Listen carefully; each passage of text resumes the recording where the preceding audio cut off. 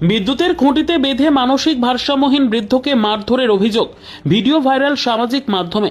পরবর্তীতে খবর পেয়ে বৃদ্ধকে উদ্ধার করে পুলিশ। অভিযুক্তদের পাল্টা দাবি, ওই ব্যক্তি ইতিপূর্বে তাদের আক্রমণ করেছিল, একজনের মাথা ফাটিয়ে দিয়েছিল, পুনরায় এদিন ইট নিয়ে মারতে আসে।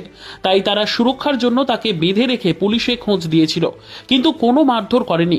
শুক্রবার মালদা জেলার হরিশ্চন্দ্রপুর থানার লক্ষণপুর এলাকার এই ঘটনায় ব্যাপক চাঞ্চল্য ছড়ায়। খুঁটিতে বেঁধে রেখে মারধর করার অভিযোগ উঠেছে হাসেম নামের এক মানসিক ভারসাম্যহীন বৃদ্ধকে। অভিযুক্ত হাসান নামের আর এক স্থানীয়। যদিও অভিযুক্তের ছেলের দাবি, এর আগে হাসেম তার বাবাকে কোদাল দিয়ে মেরে মাথা ফাটিয়ে দিয়েছিল। দীর্ঘদিন চিকিৎসার পর তার বাবা সুস্থ হয়। ফের গতকাল আক্রমণ করতে আসে, তখন তারা পঞ্চায়েত সদস্য এবং গ্রাম পুলিশকে জানায়। তার বাড়িতেও বলে আসা হয়, কিন্তু তারপরেও এদিন ইট নিয়ে মারতে এলে সুরক্ষার জন্য তাকে বেঁধে রাখা হয়। তারপর হরিশ্চন্দ্রপুর থানার পুলিশকে খোঁজ দেওয়া হয়।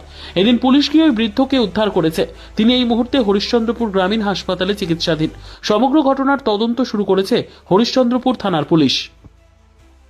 না, অভিযোগটা ভুল একমাত্র যে কারণ যে হলো যে সেই গত 2020 সালে সেই লোকটাই আমার বাবাকে মাথায় আঘাত করে পিছন থেকে কোদাল দিয়ে।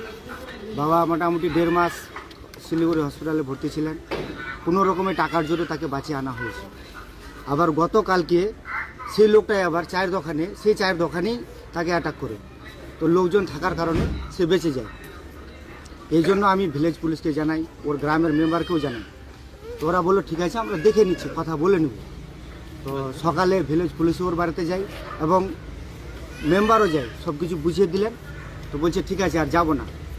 যখন আমি দুপুরবেলা বাড়িতে আসি, নামাজ পড়ে বাবা আসে, ইট দেখছি ওর হাতে বাড়ি রাখা আছে। বলছে যে ওকে মারবই, আজকে ওকে মারবই। এই বলে ও তো একবারে মাথা কেড়ে আছে না কি আছে স্যার আমি ঠিক জানি না, তবে ওর মানসিকতা যতদূর সম্ভব ঠিক নাই। ওর বাড়ির লোককে একটাই অনুরোধ করবো, ওর চিকিৎসা ভালো ডাক্তারের কাছে করুন, বলে আমরা ওকে সামলাতে না পেরে বেঁধে রেখেছিলাম। একটা ঘটনা ঘটেছে আপনাদের সংসদ এলাকায়, দেখা যাচ্ছে যে গাছে বেঁধে একটা পোলে বেঁধে বেধড়ক ভাবে মারধর করে দড়ি দিয়ে বেঁধে রাখার একটা ভিডিও সোশ্যাল মিডিয়ায় ভাইরাল হয়েছে, কি বলবেন? আমি তো এখনো ভিডিও স্যার দেখিনি।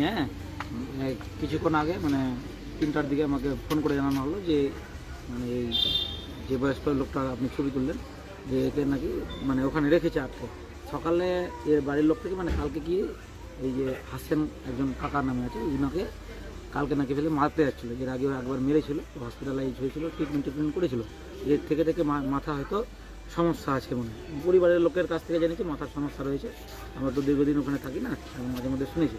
তারপরে কালকে মারতে যাচ্ছিলো, শুনলাম। তারপরে ওই বাড়ির লোক যাকে